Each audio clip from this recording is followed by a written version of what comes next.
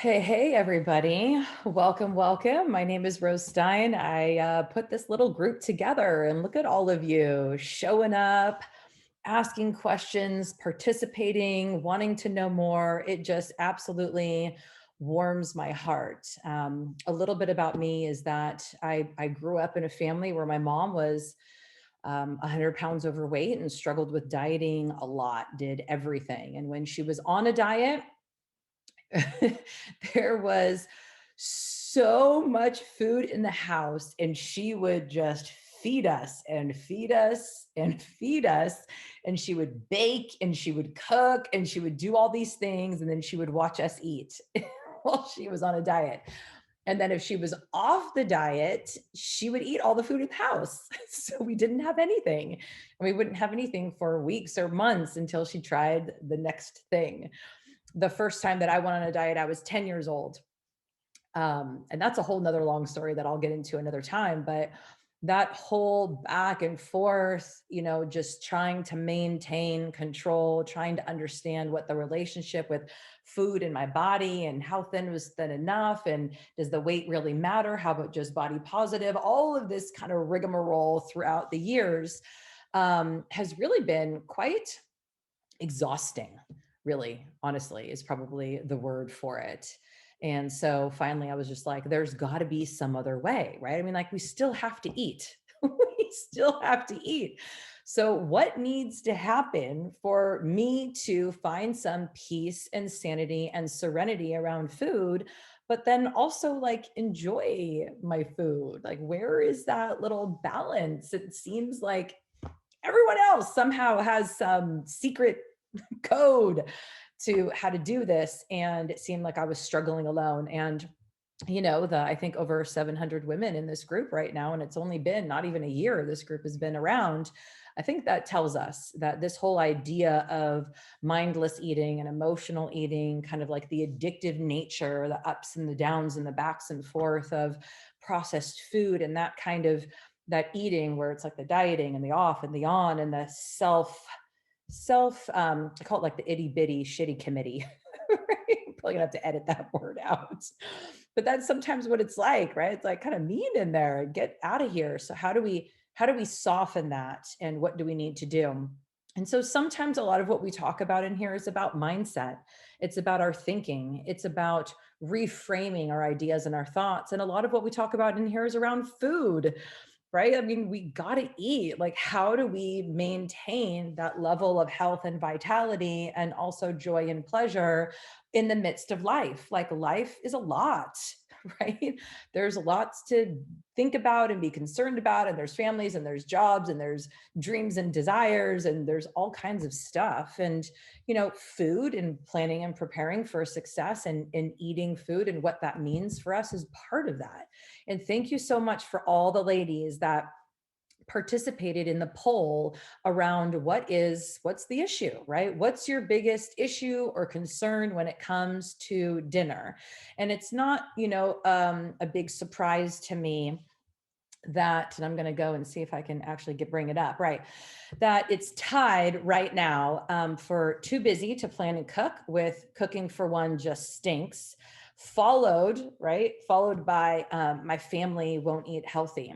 These are the three most common things that I hear women struggling with, when it comes to food in general, but specifically dinner. There's this idea that, and it's a great kind of tradition and idea that would have been passed down for many generations, that we get together for dinner and share a meal together. And if for some reason a piece of that doesn't look or feel the way that we think that it should, there is this judgment of, well, then it's not worth it, or I'm not worth it, or it's too hard, or whatever. So if we are solo riding this journey at this particular time in our life, then that whole like getting together to sit down and have a meal, it's like, well, it doesn't look like what I think it's supposed to look like, so it must not be right.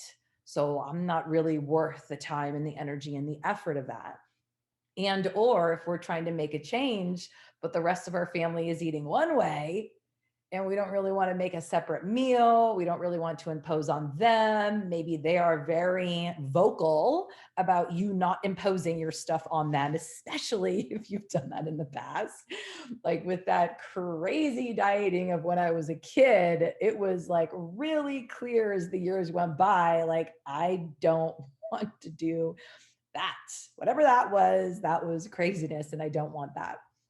So again, sometimes even just realizing that, right? Like understanding where our ideas and our beliefs and our expectations come from. It's that underlying expectation of what it should be that sometimes we're aware of and sometimes we're not. So sometimes putting some words to it, understanding it in that way allows us a little bit more space to question if that is really true for us right now. And even if it is true for us, is that the only truth?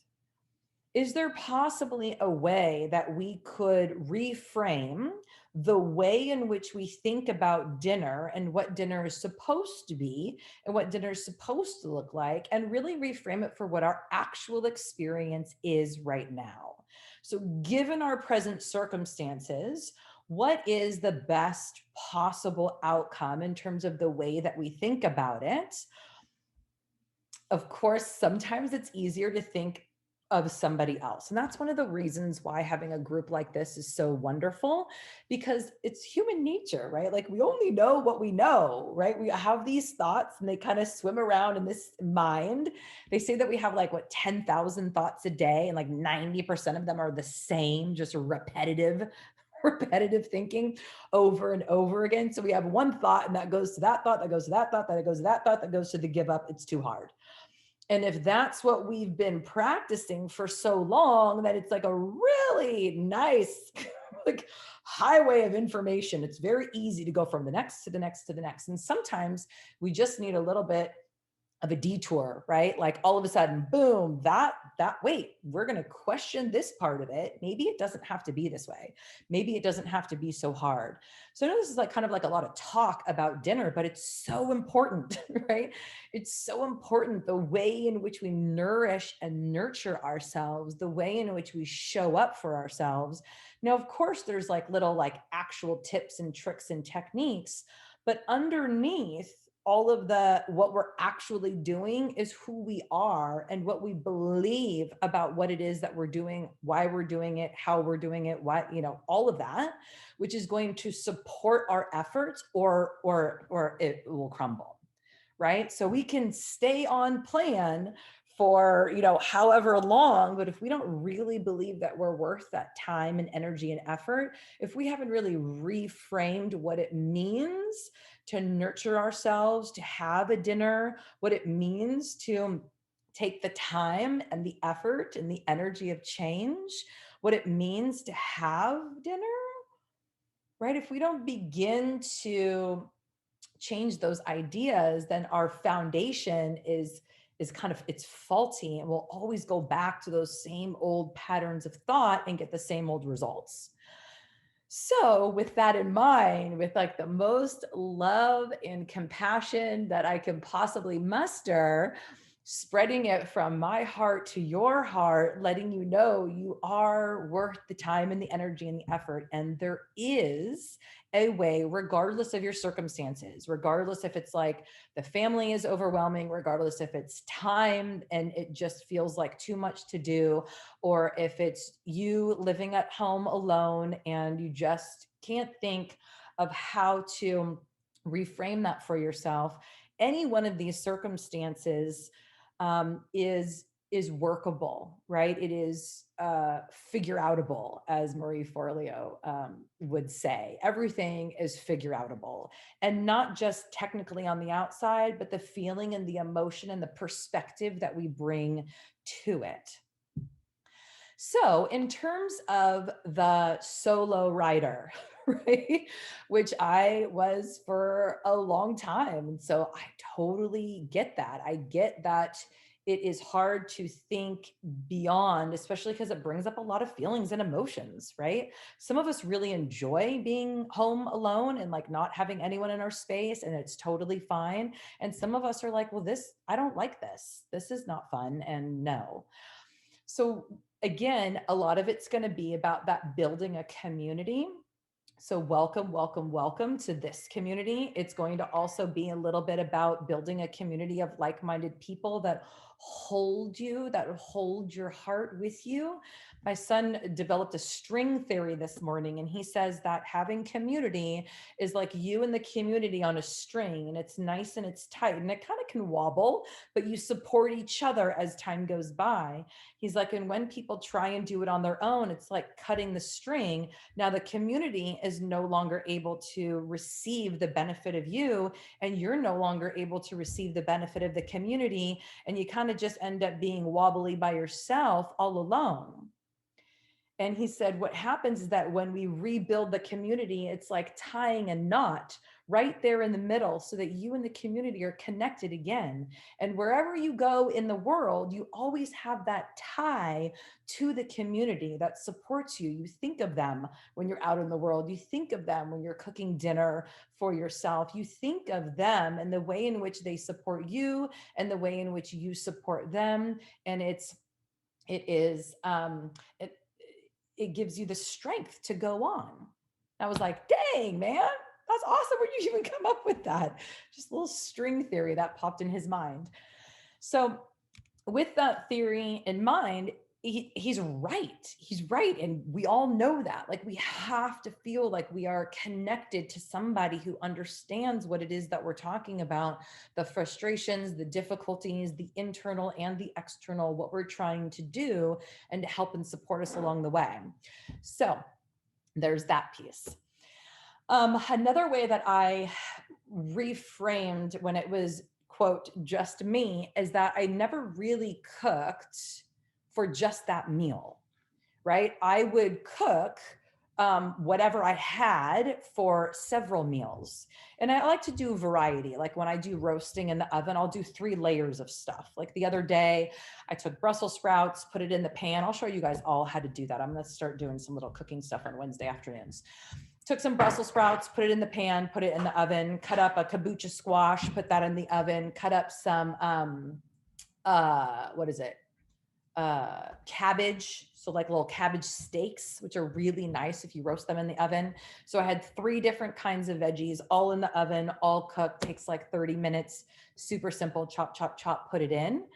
And then I can be doing other stuff while that's cooking. And then I've got like fresh veggies cooked for several meals, and it's a couple different ones, so I have some variety. So it's not like I'm like every single meal, every single dinner sitting there cooking. Like leftovers are amazing, especially when you're cooking wonderful real food that's seasoned properly, and we'll talk more about that in a little bit.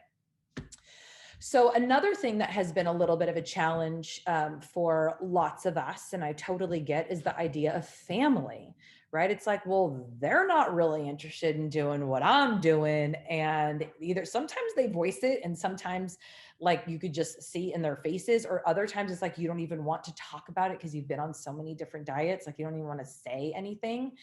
So it can be a lot of different kind of experiences in the home. And what I found with that is, first of all, no body, right? Like no human body is going to eat food that's not available,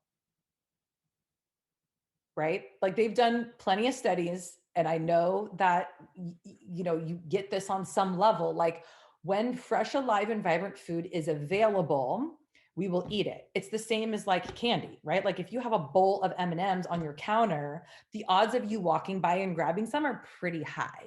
If you have a bowl of, you know, fresh fruit, or like chopped up fruit and nuts or whatever, like something that actually has nutritional value, the odds of you like grabbing a little bit, or the kids grabbing a little bit or a piece, those odds go up as well, right? Like we are designed to eat when we are hungry. We are physically designed to eat when there is food around, right? Which is one of the reasons why it's so crazy in the last 100 years, is there's just so much food around all the time. So when we just make little changes, right? Not even like huge, big things.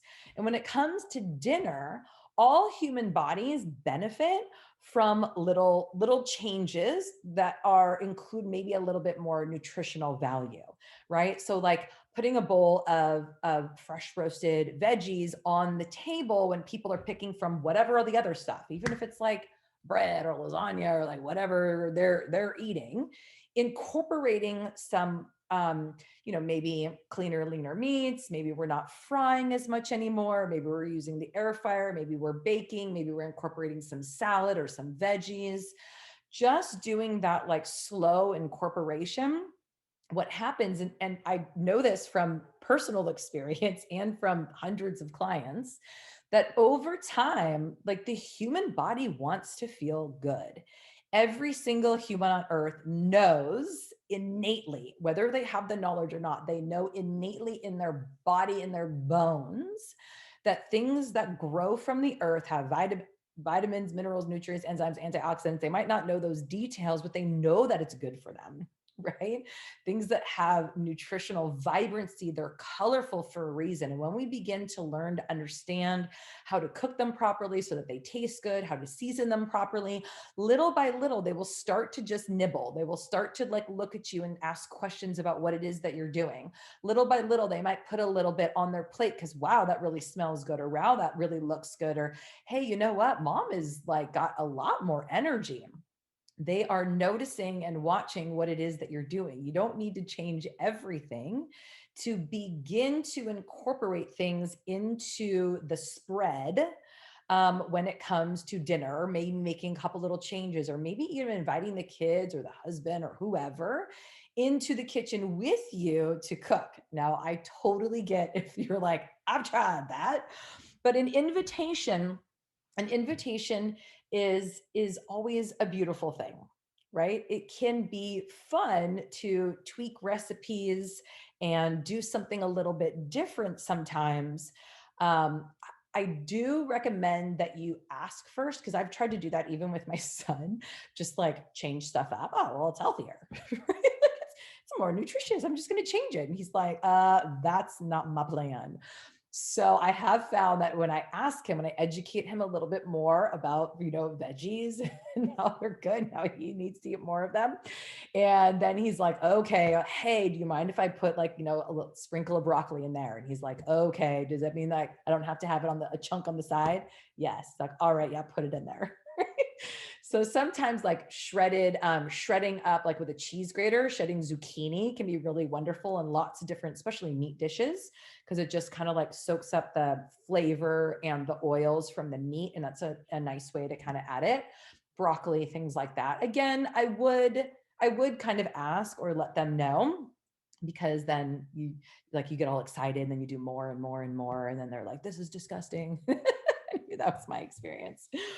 But certainly just do it slow and steady, right? It doesn't need to be like, I'm on a diet, everyone's on a diet, or anything crazy like that, right? We want to get that diet mentality out of our brains for our own sanity, and just be thinking about nutritional value, right? Because remember, it's fun. Yeah, it's all of that.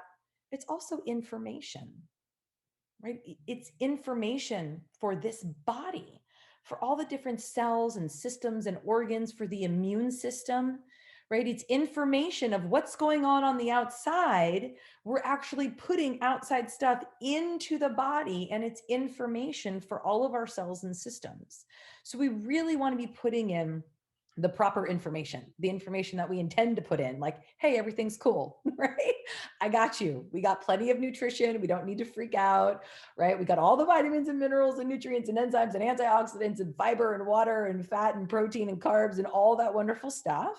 You don't need to send the signal that we are not safe and that we need to eat all the time, right? That's the kind of information. And we get that information from fresh, alive, and vibrant foods that have that nutritional vibrancy that help tell our body everything's okay, right? So little by little, just start incorporating some other things and begin to see what happens, right? Not in a judgy, you don't even need to say anything necessarily. Just be like, hey, found this cool recipe.